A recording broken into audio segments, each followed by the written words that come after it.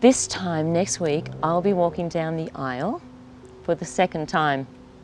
I think I'm more nervous this time than I was the first, but I am determined to make this one work.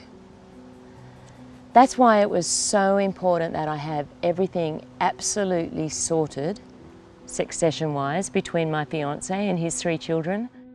There's no way that I wanted them thinking that I was some horrible gold digger who was going to take their inheritance from them. You see, they had a family business, a fruit shop, and the kids have all told me that they worked there after school instead of going out and playing with their friends. And Pete would always say to them, "One day, all of this will be yours."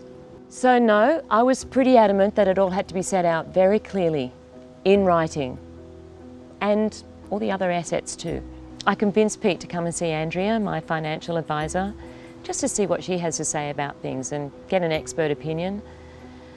Pete was quite sceptical. He said, "Why can't I just handle things and talk to my kids?" That first meeting was a revelation to Pete.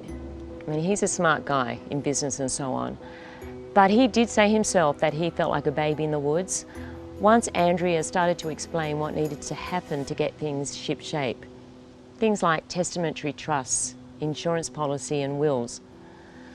I mean, he had no idea how close he was to heading into a full-on family disaster. For one thing, neither of us had any idea that for his kids to inherit his half of the house that we're buying together, we had to be tenants in common, not the usual joint tenants. Otherwise, no matter what he wrote in his will, I'd get everything. There's heaps of stuff like that. I won't bore you with the details, but the standout thing for me was the family meeting that Andrea chaired for us to discuss all the new plans that we had in place. It was so good having that professional speaking rather than Pete or me. You could just see everyone relax. We walked away really happy. So now when I walk down that aisle next week, I know that I really will be welcomed into Pete's family. No skeletons in the closet, as they say. For anyone going for their second chance at happiness, I would really recommend them do what we did. I think it's made us even stronger together.